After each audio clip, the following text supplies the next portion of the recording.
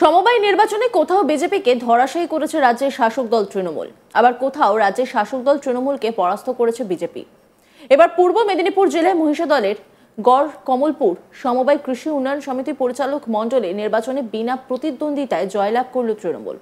বৃহস্পতিবার 13 ফেব্রুয়ারি ছিল মহিষাদলের গড় কমলপুর সমবায় কৃষি উন্নয়ন সমিতির পরিচালক মণ্ডলের নির্বাচনের মনোনয়নপত্র প্রত্যাহারের শেষ দিন, যেখানে দেখা গেল মোট 12টি আসনের সবকটি আসনেই বিনা প্রতিদ্বন্দ্বিতায় জয়লাভ করেছে শাসক দল তৃণমূলের প্রার্থীরা। জানা গিয়েছে এই সমবায়ের মোট আসন 12টি।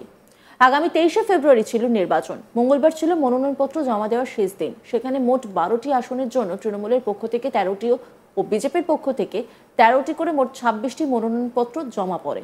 তবে বৃহস্পতিবার মনোনয়নপত্র প্রত্যাহারের দিন দেখা গেল তৃণমূলের প্রার্থীরা বাদে সকলেই মনোনয়ন প্রত্যাহার করে নেন। ফলে এই সমবায়ে বিনা প্রতিদ্বন্দ্বিতায় জয়লাভ করে বোর্ড গঠনের পথে এগিয়ে গেল তৃণমূল, এটা বলা যেতেই পারে। বিজেপির রাজ্য কমিটির সদস্য তপন ব্যানার্জি এই বিষয়ে বলেন, গড়কমলপুর সমবায় সমিতির জীর্ণ দশা ভোট করতে গেলে প্রায় লক্ষাধিক টাকা খরচা হবে। এই টাকা খরচ হলে সমবায় সমিতিটাই উঠে যাবে। তাই বিজেপির প্রার্থীরা মনোনয়ন প্রত্যাহার করেছেন। কি বলেছেন তিনি, শোনাবো আপনাদের।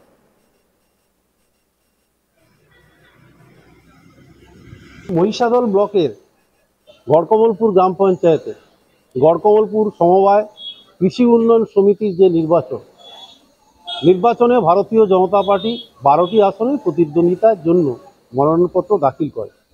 কিন্তু লক্ষণীয় বিষয় হলো এটাই, এই সমবায় সমিতি অত্যন্ত জীর্ণ দশা ঢুকছে। এখানে যে সমস্ত লোন বা দাদন দেওয়া হয় তার যে লাভ্যাংশ যৎসামান্য পাওয়া যায়, তার মধ্য দিয়ে সমবায় সমিতি পরিচালনা করাই কষ্টকর। সমবায় সমিতি ম্যানেজার, সমবায় সমিতি থেকে যেহেতু আমি সদস্য আছি, সেখান থেকে জানতে পেরেছি তো নির্বাচন করা মানে প্রায় লক্ষাধিক টাকা খরচ। তাহলে সমবায় সমিতিটা বন্ধ হয়ে যাবে আগামী দিনে। তৃণমূল কংগ্রেস চাইছে এইভাবেই যে এই সমবায় সমিতিটা উঠে যাক।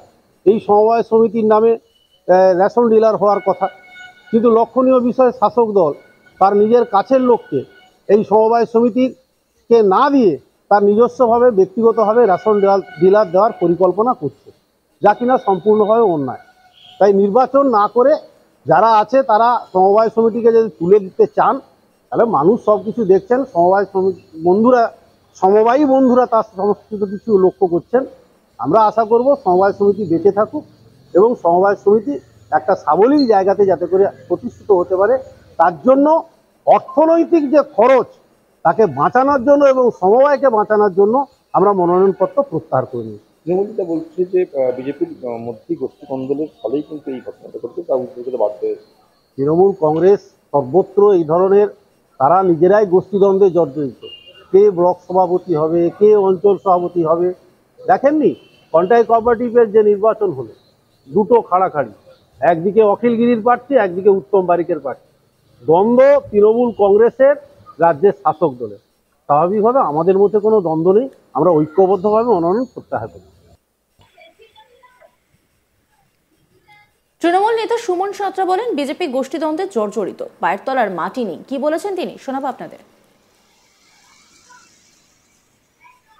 গড়কমলপুর সমবায় সমিতির আগেও আমাদের তৃণমূলের দখলে ছিল, গ্রাম পঞ্চায়েতে আমাদের তৃণমূলের আগেও ছিল। এতে আমরা আশাবাদী ছিলাম যে এ সমবায়ে উন্নয়নের কাজ মমতা ব্যানার্জির নেতৃত্বে হচ্ছে রাজ্যে। এ সমবায়েও আমরা যথেষ্ট আশাবাদী ছিলাম যে এখানে অন্য কোনো দলের কোনো ঠাঁই হবে না। এটা বিজেপিও বুঝে গেছিলেন এবং বিজেপির প্রাক্তন সভাপতি তপন ব্যানার্জির মতো প্রার্থীও এই নির্বাচনে প্রথমে নমিনেশন করেছিলেন, কিন্তু তারা বুঝতে পেরেছে তাদের মহিষাদলের বলুন বা সারা রাজ্যের সঙ্গে সঙ্গে মহিষাদলেও তাদের পায়ে কোনো মাটি নেই, তাদের পায়ের তলায়।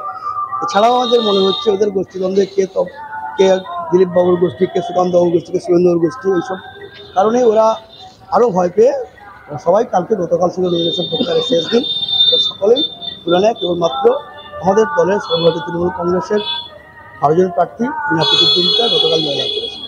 এতে আমরা খুশি। মহিষাদল এলাকাবাসীর আমাদের গড়কমলপুর গ্রাম পঞ্চায়েতের দায়িত্ব আরও বেড়ে গেল। এই সমবায় উন্নয়নের মাধ্যমে আমাদেরকে আগামী দিনে আরও পাশে থাকতে হবে। ব্যাংকের ম্যানেজার প্রদীপ মাঝি তিনি কি বলছেন, শোনাবো আপনাদের। 23 ফেব্রুয়ারি ইলেকশনের ডেট ছিল 23 ফেব্রুয়ারি 2025। কালকে গতকাল ছিল নমিনেশন উইথড্রলের লাস্ট ডেট। তা দুইটো পক্ষ থেকে 26টা নমিনেশন পড়েছিল, 26টার মধ্যে 26টাই বৈধ ছিল।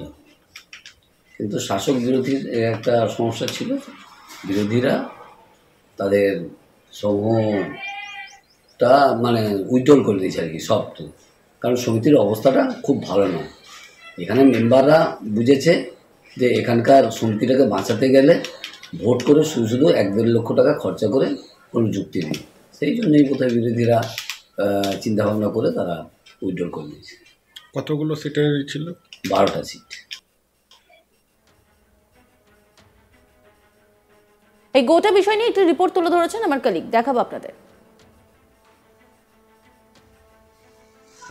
এখনো পর্যন্ত পূর্ব মেদিনীপুর জেলায় একাধিক সমবায় সমিতির নির্বাচন সংগঠিত হয়েছে এবং যে নির্বাচনে তৃণমূল, বিজেপি, সিপিআইএম প্রতিটি রাজনৈতিক দলই একে অপরের প্রতিদ্বন্দ্বী হয়ে উঠেছেন। যেমনটা আমরা লোকসভা থেকে শুরু করে বিধানসভা, গ্রাম পঞ্চায়েত ভোটে দেখেছি যে প্রতিটি রাজনৈতিক দলই পরস্পরের প্রতি প্রতিদ্বন্দ্বী হয়ে ওঠেন, ঠিক তেমনি সমবায় সমিতির নির্বাচনেও দেখেছি যে তৃণমূল, বিজেপি বা সিপিআইএম প্রতিটা রাজনৈতিক দলই তারা তাদের রাজনৈতিক শক্তি দিয়ে সমবায় সমিতির নির্বাচনগুলিও বর্তমানে লড়তে দেখা গিয়েছে এবং একাধিক ক্ষেত্রে যেমন শাসক দল তৃণমূল কংগ্রেসের হাতে একাধিক সমবায় সমিতি, পূর্ব মেদিনীপুর জেলার বিভিন্ন সমবায় সমিতি সেগুলো গিয়েছে, ঠিক তেমনি বিরোধীরাও কিন্তু ইতিমধ্যেই অধিকাংশ সমবায় সমিতি দখল করেছে। তবে আজকে আমরা যে সমবায় সমিতির খবর তুলে ধরবো সেটা কার্যত একটা চমকপ্রদ ঘটনা বলেই রাজনৈতিক মহলের দাবি। কারণ পূর্ব মেদিনীপুর জেলার মহিষাদল, গড়কমলপুর,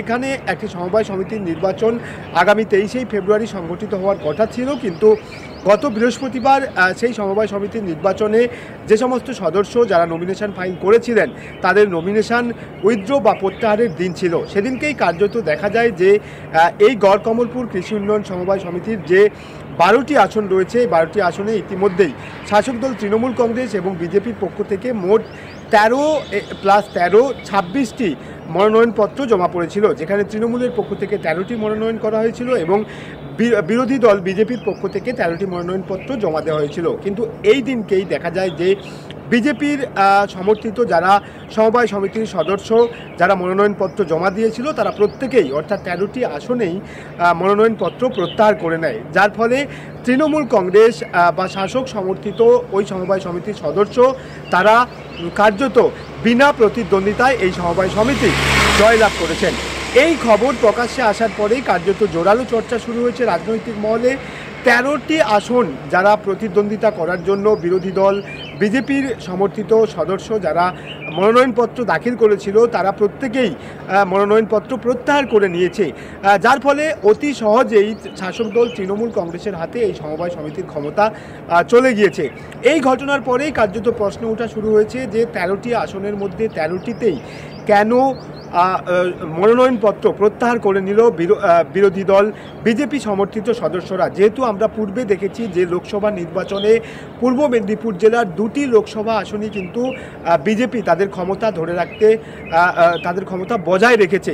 সেই জায়গায় দাঁড়িয়ে পূর্ব মেদিনীপুর জেলা রাজ্যের অত্যন্ত গুরুত্বপূর্ণ একটি জেলা বিরোধী দল বিজেপির কাছে, এবং সেই জেলাতে সমবায় সমিতির 13টি আসনের মধ্যে 13টিতেই মনোনয়নপত্র প্রত্যাহার করে নেওয়ার খবর প্রকাশ্যে আসতেই কার্যত জোরালো চর্চা শুরু হয়েছে। কেন বিজেপি সমর্থিত সদস্য তারা 13টি আসনের মধ্যে 13টিতেই মনোনয়নপত্র প্রত্যাহার করে অতি সহজেই শাসক দল তৃণমূলের হাতে ক্ষমতা তুলে দিয়েছেন। এটা নিয়ে যদিও স্থানীয় বিজেপি নেতৃত্ব তারা যেটা দাবি করছেন যে এই সমবায় সমিতি দীর্ঘদিন ধরে তৃণমূলের ক্ষমতায় ছিল এবং সেই সমবায় সমিতির যে অবস্থা সেটা অত্যন্ত শোচনীয়। ইতিমধ্যেই ভোট করাতে হলে প্রায় লক্ষাধিক টাকার বেশি খরচের একটা সম্ভাবনা রয়েছে এবং সেই খরচ বাঁচানোর জন্য বিজেপি সমর্থিত সদস্য তারা মনোনয়নপত্র প্রত্যাহার করে নিয়েছেন। যদিও শাসক দল তৃণমূল কংগ্রেসের পক্ষ থেকে বলা হচ্ছে যে এই প্রত্যাহার বা বিজেপি সদস্য যারা মনোনয়নপত্র প্রত্যাহার করেছেন তাদের প্রত্যাহারের প্রধান কারণ হচ্ছে বিজেপির অন্তর্দ্বন্দ্ব বা গোষ্ঠীদ্বন্দ্ব, এবং এই গোষ্ঠীদ্বন্দ্বের ফলেই তারা তাদের মনোনয়নপত্র প্রত্যাহার করে নিয়েছে। তবে একসাথে 13টি মনোনয়নপত্র প্রত্যাহার করা নিয়ে ইতিমধ্যেই রাজনৈতিক মহলে একটা জোরালো চর্চা শুরু হয়েছে। যেহেতু পূর্ব মেদিনীপুর জেলা বিজেপির একটি শক্তপোক্ত ঘাঁটি বা এখনও পর্যন্ত দুটো লোকসভাতেই বিজেপি তাদের ক্ষমতা বজায় রাখতে সক্ষম রয়েছে, সেক্ষেত্রে কিভাবে বিজেপি সমর্থিত সদস্য তারা 13টি আসনের 13টিতেই মনোনয়নপত্র প্রত্যাহার করে অতি সহজেই তৃণমূল কংগ্রেস বা শাসক দলের হাতে ক্ষমতা, সমবায় সমিতির ক্ষমতা তুলে দিতে পারে, এই নিয়ে প্রশ্ন ওঠা শুরু হয়েছে। অন্যান্য খবরের আপডেটের জন্য অবশ্যই নজর রাখুন আজ তাক বাংলার ইউটিউব স্ট্রিমিংয়ে। লাইক, কমেন্ট, শেয়ার এবং সাবস্ক্রাইব করতে ভুলবেন না।